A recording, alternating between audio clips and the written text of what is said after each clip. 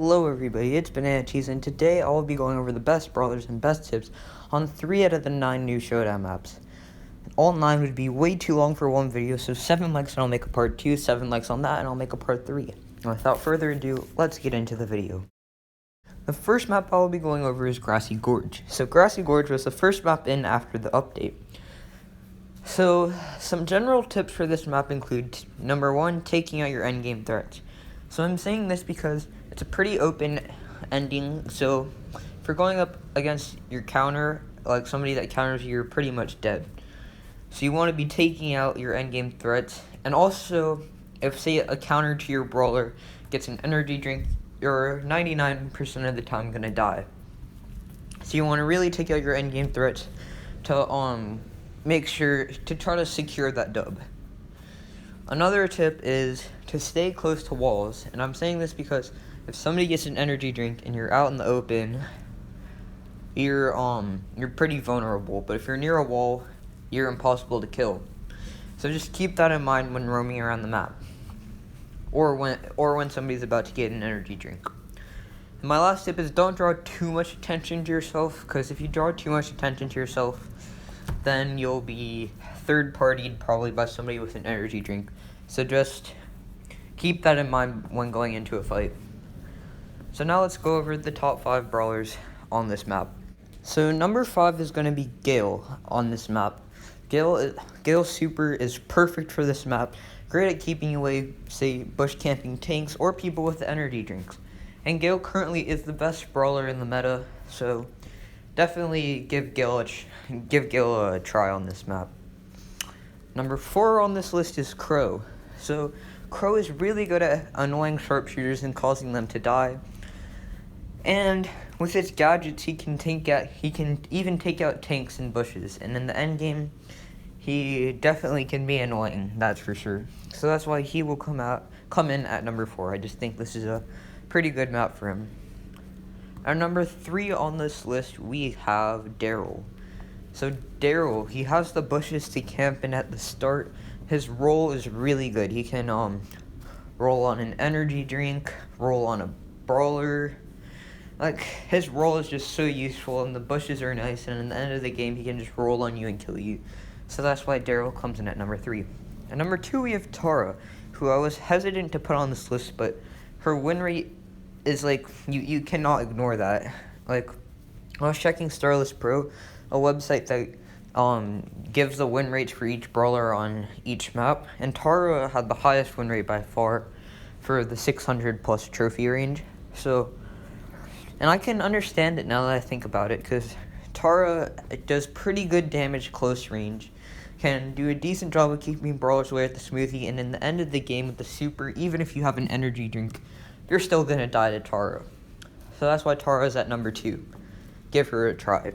And number 1 is Leon. This is a perfect map for him.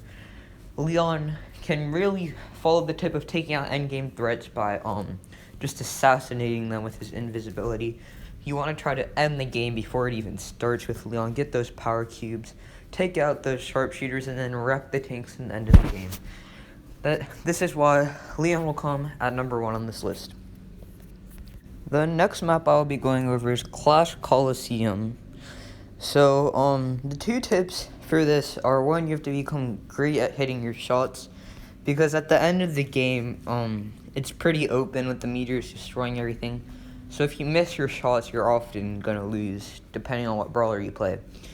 And then the other tip is to always try to have ammo, because pinching is everything on this map, and if you get pinched and have no ammo, you're just hopeless. So you always want to have some ammo to defend yourself. You don't want to spray all 3 shots, because then if somebody's on you, you're going to die. So always just try to keep 1 ammo for emergency reasons. So this tip is more, you have to use more skill on this map than others. So there's not too many tips. So let me get into the top 5 brawlers on this map. So coming at number 5, we have Bo. There are a few tanks and a good bit of mortises played on this map. So Bo is really good at taking them out, and he has decent health to deal with all the meteors and the pinching. In addition to that, he can also handle sharpshooters really well, so overall this is a great map for him, and his mines are really good for area denial. So that's why Bo is at number 5. Brock is at number 4 because if you have a rocket number 4, that is insanely useful on this map. As I said, you need all the ammo you can get. Also, his gadgets can avoid meteors and help him win those clutch 1v1 situations. So that is why Brock is number 4 on this list. Number 3 on this list is going to be Pam. Pam has great health, and the turret can be very helpful for getting control and avoiding being pinched, and the gadget can be very clutch. Pam can take out sharpshooters and tanks, so that's why Pam is number 3. Number 2 is Gale. This is absolutely perfect. This is a perfect map for him. The super can be used to bump people into meteors and to storm. He can do a lot of damage. He can take out sharpshooters. He can hold his own against tanks, so that's why Gale is number 2. And number 1 is B. B with Honeycoat is really, really useful when you're getting pinched or everybody's kind of like teaming up on you. The gadget can be used as like a body block, kind of like as protection, or can slow people down and get them hit by a meteor. The super can also slow you down, and it makes everybody, like if you slow someone down, everybody's going to target that person, hit their shots, and kill them. So B, if you use all your assets wisely, you're going to wreck. So that's why B is at number 1. The next map I'll be going over is Eggshell. Eggshell seems like a very fun map, so I'm going to be giving you some great tips so you can destroy on it. So, tip number 1 is to not get caught up on one brawler. Like, don't fight one brawler for like the whole match, because if you get caught up on one brawler, you won't be getting that many power cubes. Eggshell seems like a map where people are going to be chaotic, they're going to fight each other, and everybody, if you take a look at the crate spawns, will have a good 2-3 crates spawning near them. So you don't want to get caught up fighting one brawler, because next thing you know, you're going to be going up against like a 10 power cube brawler, and you're not going to win. You might get placement trophies, but you're never going to win. So you don't want that to happen. And the second tip is to attack your prey. What I mean by this is there's going to be a good variety of brawlers on Eggshell. There might be a couple sharpshooters, there might be some tanks. So you want to take out brawlers who you counter to maximize your power cube count, because the more power cubes the better. I think everybody knows that. So those are the 2 tips for this map. And also, I guess a third bonus is go for the easy power cubes first. This map, I think, is all about the power cubes. Without further ado, let me get into the top 5 brawlers. Coming in at number 5 is Bo. Bo is great at handling tanks, and with his bush-seeing star power, he'll never be surprised. So with Bo, you can really attack the tanks, which follows one of my tips, which is attack your prey. And also, Bo is pretty good at collecting power cubes. He does a good bit of damage.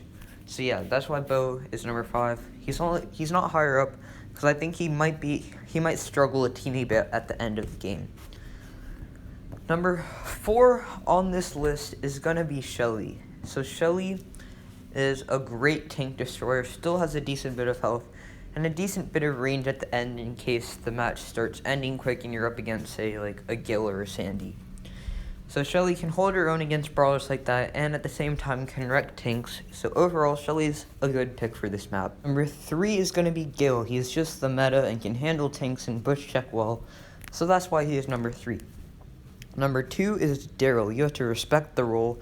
The role is very helpful. Daryl can bush camp well, and he can really rack up those power cubes easily. And number 1 on this list for this map is gonna be Sandy. Sandy is really good on Feast for Famine, so I think Sandy will be good on this map. Good at bush checking, good at taking out those spikes and gales, and when racking up the power cubes can take out Daryl's.